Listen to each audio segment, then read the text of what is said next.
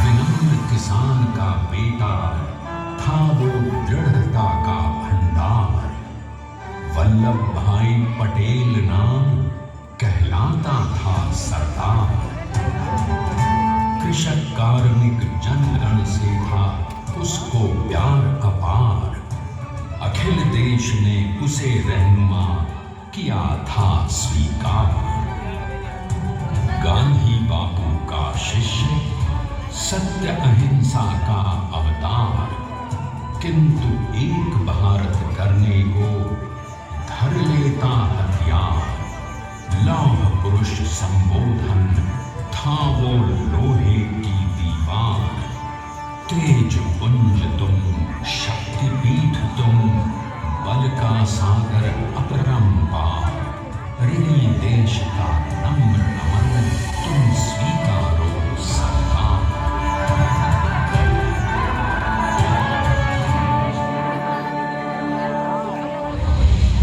1857 में अंग्रेजों को ललकारने वाले पहले स्वतंत्रता संग्राम के एक सक्रिय सिपाही थे झवेर भाई पटेल।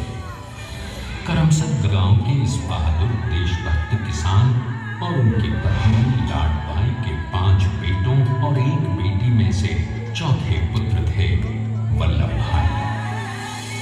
बालक वल्लभ ने करमसद के बाद नडियाद से अपनी हाई स्कूल की शिक्षा पूरी की। फिर 13 साल की उम्र में उनकी शादी भी हो गई, छोटी सी झवेर बाई से।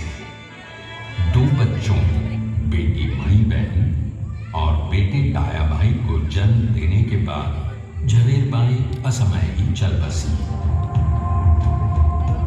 सदी बदलने और 20वीं सदी आने पर उनका जीवन भी एक चमत्कार की तरह बदला। पीटर का इम्तिहान पास करके वो वकालत करने लगे। पहले गोधरा, फिर आणंद और उसके बाद अहमदाबाद में। मगर जल्द ही वकालत छोड़कर वो बैरिस्टर बनने की इच्छा से इंग्लैंड चले गए। लंदन में बैरिस्टरी में अव्वल आने और वजीफा जीतने वाले वो अनोखे भारतीय थे। तो अहमदाबाद की वरिष्ठ अदालत में बैरिस्टर पटेल की जिरह और जीतों की धूम मच गई। Wow, super. तभी एक युग पुरुष ने वल्लभ भाई के जीवन की धारा ही बदल दी। दक्षिण अफ्रीका में सत्याग्रह के अहिंसक अस्त्र से गोरे शासकों को सबक सिखाकर भारत वापस आए बैरिस्टर मोहनदास करमचंद गांधी से मिलकर वल्लभ भाई ने अपने कुछ वर्षों से सीखे विदेशी व्यवहार और संस्कार हमेशा के लिए त्याग दिए और अब वो अपने खेड़ा के किसानों को हक दिलाने के लिए बापू के साथ आंदोलन में कूद पड़े। अब उनके पैरों में जूते नहीं, गांवों की धूल थी। हृदय में भारत भूमि की शस्य श्यामला धरती, मन में थे गांधी और मस्तिष्क में एक नए स्वतंत्र भारत का सपना।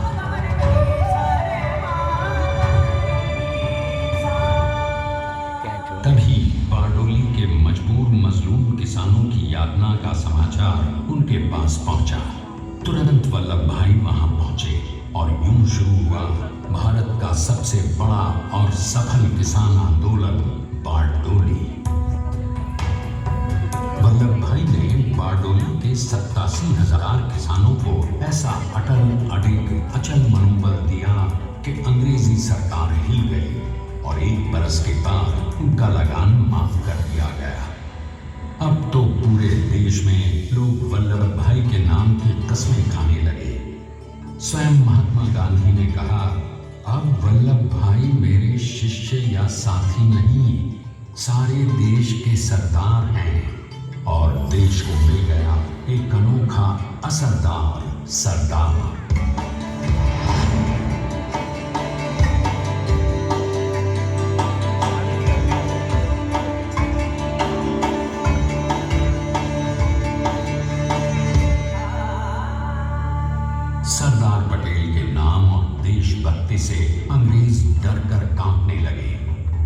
1930 के नमक सत्याग्रह और दांडी कूच में वो बापू से भी पहले गिरफ्तार किए गए। तो सन 1932 में फिर उन्हें बापू के साथ ही जेल में 2 सालों के लिए डाल दिया गया। मगर आजादी के दीवानों को, स्वतंत्रता के परवानों को कौन गिरफ्तार कर पाया है? जेल से छूटते ही सरदार को कांग्रेस के नए राष्ट्राध्यक्ष पद पर चुना गया और उनकी सरपरस्ती में राष्ट्रवादी भारतीयों ने तमाम ब्रिटिश सूबों में जीत हासिल कर वहां अपनी स्थानिक सरकारें बनाई।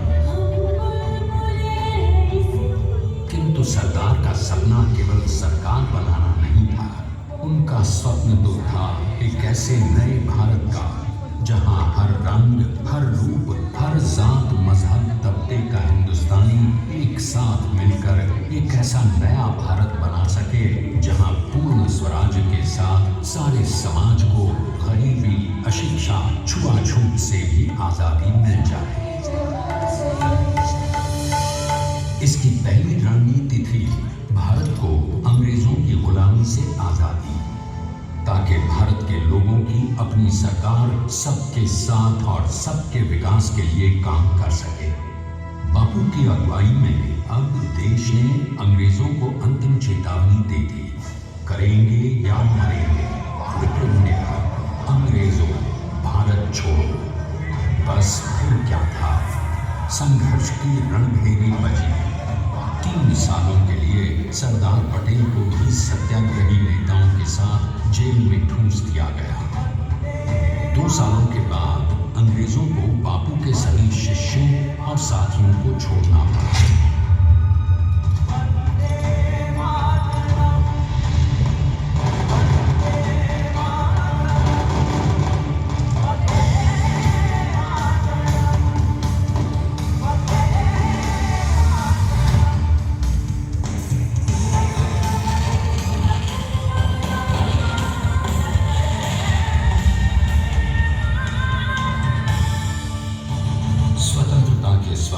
सच होने के साथ अब सरदार पर कई एक नई जिम्मेदारियां थीं।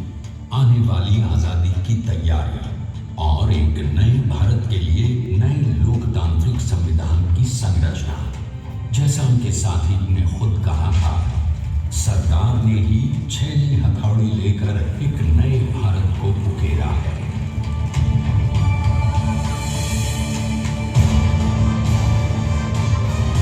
स्वाधीनता तो प्राप्त हुई, लेकिन खंडित भारत में भी उड़ते विभाजनवादी अधिकार को अभी दूर करना था।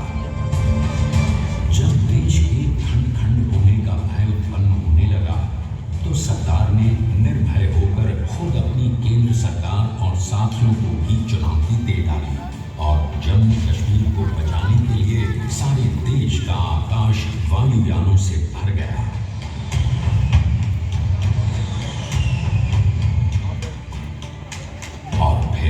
हैदराबाद और जूनागढ़ के भारत में विलयीकरण को पाकिस्तान से चुनौती मिली। सरदार चाहते थे कि देश की 1 इंच धरती अब और विभाजित नहीं होनी चाहिए।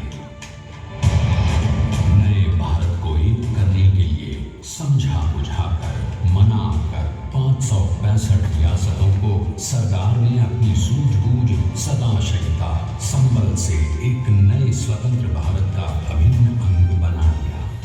हमारे इतिहास में अखंड भारत के पुरुषार्थ का ये एक महानतम अध्याय है।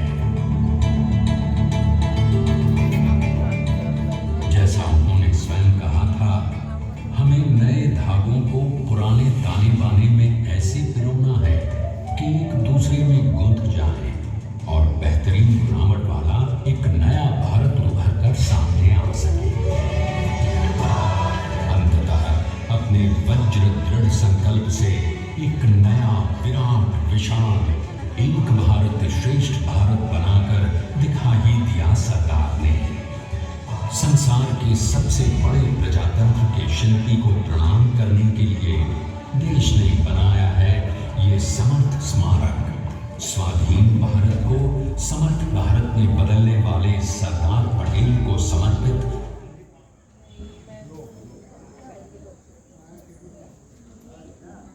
नेतृत्व में बनी विश्व की इस विशालतम प्रतिमा के सामने आकर सारी दुनिया जैसे स्वयं ही नतमस्तक हो जाती है।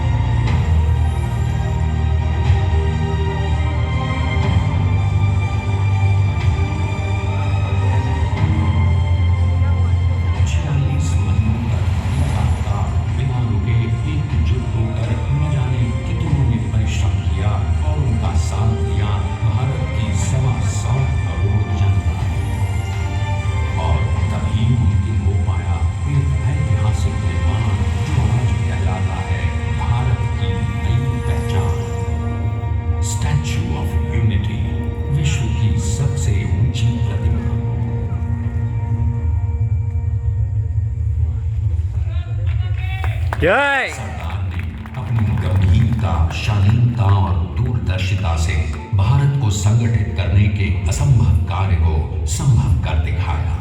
आइए आज हम सब उन्हीं की महिमा में विश्व के सामने एक उदाहरण रखें, क्योंकि ये ही भारत को श्रेष्ठता के मार्ग पर ले जाएगा। हमारा कर्तव्य ये है, हमें निश्चय कर लेना चाहिए कि हमें हिंदुस्तान में जितने लोग हैं सबको मिल मिल के भाई भाई की तरह रहना है। स्टैच्यू ऑफ यूनिटी एकता की प्रतिमा और श्रेष्ठता का प्रतिबिंब है। एक पहल है इस अखंड भारत को श्रेष्ठ भारत बनाने के सपने को पूरा करने के लिए। एक पुकार है हम सबको एकजुट होने के लिए। एक आंदोलन है भारत को सबसे आगे ले जाने के लिए, श्रेष्ठ बनाने के लिए।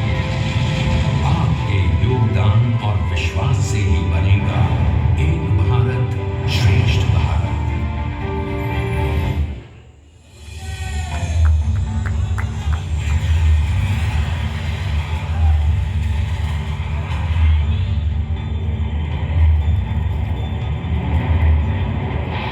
Please stand up for the national anthem.